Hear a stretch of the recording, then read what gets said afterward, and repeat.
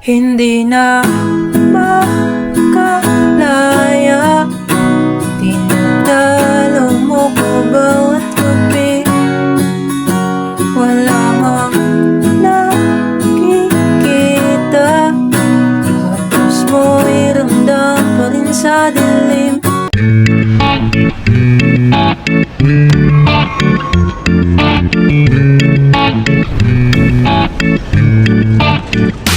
Easy version. Hello guys, welcome sa ating bagong video tutorial at ang ituturo natin sa inyo ngayon ay yung super easy version ng kantang Multo by Kapop Joe. So simulan na natin. So una pala guys ay gagamit tayo ng kapo sa fourth fret. So wala kayong kapo, puntahan nyo na lang yung isang video natin. So pag nailagay nyo yung kapo sa fourth fret ay good to go na kayo. So ano muna yung mga chords natin sa intro. So ang mga chords na gagamitin guys sa intro ay C, tapos C ulit, tapos G, tapos G ulit. And then pagkatapos nun ay pupunta ulit tayo ng C, tapos C ulit, tapos G, tapos D. So ganun lang kadali guys yung mga chords niya sa intro, no? So ano naman yung strumming pattern para sa buong kanta. So magbibigay ako guys ng dalawang strumming pattern. So mamili na lang kayo kung alin yung mas gusto niyo gamitin o saan kayo komportable. So ang unang strumming pattern ay down, down, up, up, down, up. So down, down, up, down, up. Tapos lipat kayo ng mga chords down, down, up, down, up. So ganun lang kadali guys yung unang strumming pattern. Or yung isa namang strumming pattern natin ay down, up, down, up, down, down, up. Down, up, down, up, down, down, up. Tapos lipat kayo ng mga chords down, up, down, up, down, down, up. So ang gagamitin natin guys na strumming pattern sa video na to ay yung pangalawang strumming pattern. So ganun lang kadali guys yung mga strumming pattern para sa buong kanta. Pang buong kanta na yan guys. After nun guys ay pupunta na tayong mga verse. So yung mga chords natin sa verse ay C, tapos C ulit, tapos G, tapos G ulit. And then 3 times nyo gagawin yon. And pag nagawa nyo na ng 3 times, ipupunta na tayong C, G, tapos D. So ganun lang kadali guys yung kanyang verse.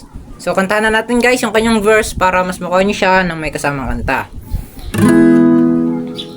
Huminga malalim, pumikit na mula, at baka sakaling umaling mata mo. Ba't nababahala, di ba't ako'y mag-isa?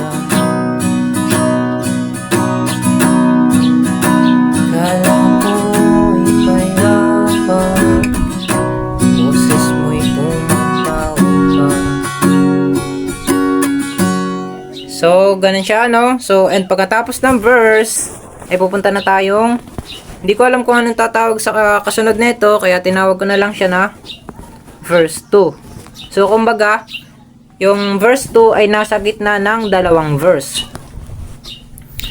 Eh, ano yung gagamitin natin chords sa verse 2? So, yung chords ay C, G, E minor, tapos D. So, dalawang beses nyo gagawin yan guys para sa verse 2. So, ano nga ba yung verse 2? Kantahan natin siya para mas malaman nyo at makuha nyo ng may kasamang kanta. So, yung verse 2 guys ay ganito.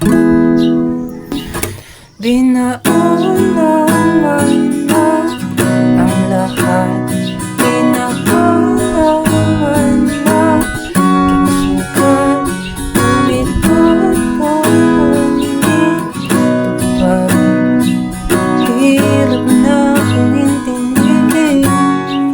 So, ganun siya, no?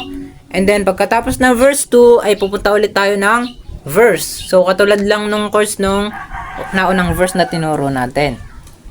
And then, pagkatapos nung verse, 'di ba? Verse, tapos verse 2, tapos verse ulit, and then pagkatapos nun, pupunta na tayong chorus at post-chorus. So, yung mga chords natin guys ay ganun pa rin sa verse 2. C, G, E minor, tapos D. Pero, 4 na beses natin siyang gagawin para sa chorus at post-chorus. Yung chorus at post-chorus guys ay parehas lang yan. So, yung post-chorus guys ay mas tahimik lang siya kesa sa chorus. So, kantahan na natin guys yung kanyang chorus para mas makuha nyo siya nung may kasamang kanta. Pwede nyo sabayin guys, no? Para mas matutunan nyo siya. Hindi na makalaya, tinatalo mo ko bawat gabi. Wala mang nakikita, halos mo'y ramdam pa rin sa dilim. Nanaginip, hindi na mapagising, pasindi na ng ilaw, minumulto na ako ng damdamin ko, ng damdamin ko. So, ganun lang kadali guys, no? And then after ng chorus ay post-chorus. So, pares lang siya ng chorus, mas tahimik nga lang siya. Enjoy sa bago nyo matutugtog guys. Kita tayo sa next video natin. Bye!